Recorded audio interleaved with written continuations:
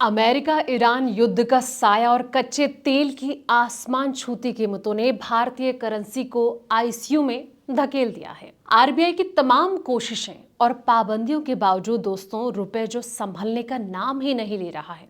अब कयास नहीं बल्कि हकीकत का डर सता रहा है कि डॉलर के सामने रुपए 100 रुपए का आंकड़ा छूने वाला है। अगर ऐसा हुआ तो भारत का इंपोर्ट बिल यानी कि आयात खर्च बेलगाम हो जाएगा और पेट्रोल डीजल से लेकर विदेशों से आने वाले इलेक्ट्रॉनिक पार्ट्स तक सब पर महंगाई का डबल टैक्स लगेगा। हालांकि आईटी और फार्मा जैसे एक्सपोर्टर के लिए ये बम्पर मुनाफे का मौका भी हो सकता है। तो क्या रुपए जो है वो वाकई 100 रुपए के पार जाकर देश की रफ्तार पर ब्रेक लगाएगा? देखिए हमारी ये पूरी रिपोर्ट।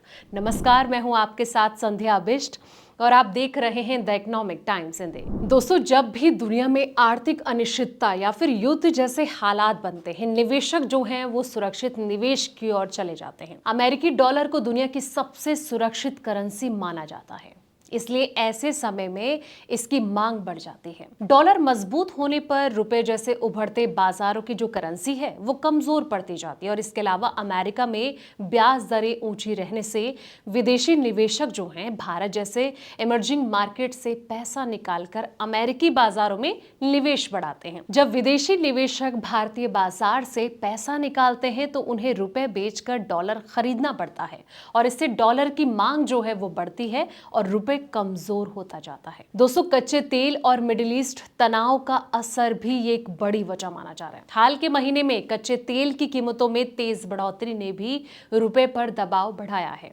आज सोमवार को ब्रेंट क्रूड करीब $111 प्रति बैरल के आसपास बना हुआ है। भारत जो है अपनी 90% तेल जरूरतों के लिए आयात पर डिपेंड है, इसलिए तेल जो है वो महंगा होने से देश का जो आयात बिल है वो बढ़ जाता है। मिडिल ईस्ट में बढ़ते भू राजनीतिक तनाव और अमेरिकी ईरान के बीच तनाव बढ़ने की जो आशंका है, इससे निवेशकों की चिंता लगातार बढ़ती जा रही है। दोस्तों, एक्सपर्ट ये मान रहे हैं कि अगर हालात और ज्यादा बिगड़ते हैं और कच्चा तेल $120 प्रति बैरल तक पहुंचता है तो रुपए डॉलर के मुकाबले 100 के स्तर के करीब जा सकता है। इसमें कोई दो राहें नहीं है।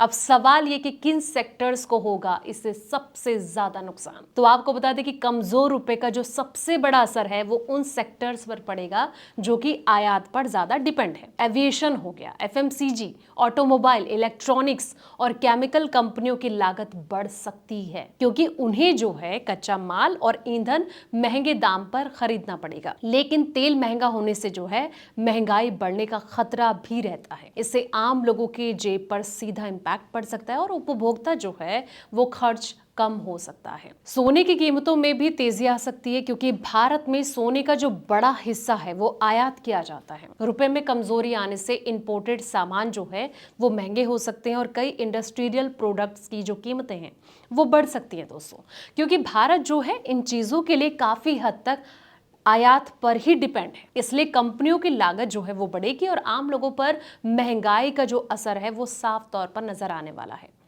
अब सवाल ये कि रुपए जो है 100 रुपए प्रति डॉलर तक पहुंचा तो फिर तस्वीर क्या हो गई? दोस्तों, ऐसे हालात में भारतीय रिजर्व बैंक यानी कि आरबीआई के सामने सबसे बड़ी चुनौती बढ़ जाएगी।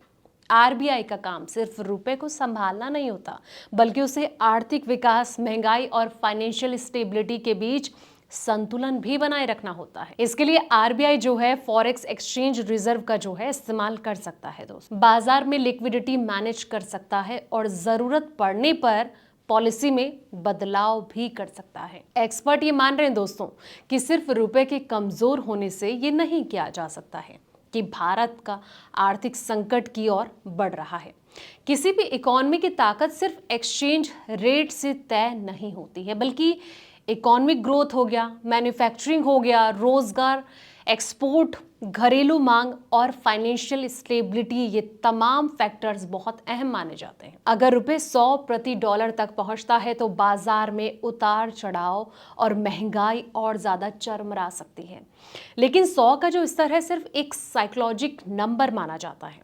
अगर भारत की आर्थिक बुनियाद मजबूत रहती है तो इकॉनमी ऐसे दबाव से बाहर निकल सकती है। लेकिन इतना बड़ा जो टारगेट अब सेट किया जा रहा है बहुत जल्द ऐसा ना हो कि रुपए $100 तक भी जा सकता है। लेकिन दोस्तों, आपको क्या लगता है? कमेंट सेक्शन में जाएं, अपनी राय जरूर दें ताकि इससे रिलेवेंट एक और रिपोर्ट हम आपके लिए तैयार करें। ऐसे तमाम अपडेट्स के लिए आप बने रहिए हमारे साथ और देखते रहें द इकोनॉमिक टाइम्स हिंदी।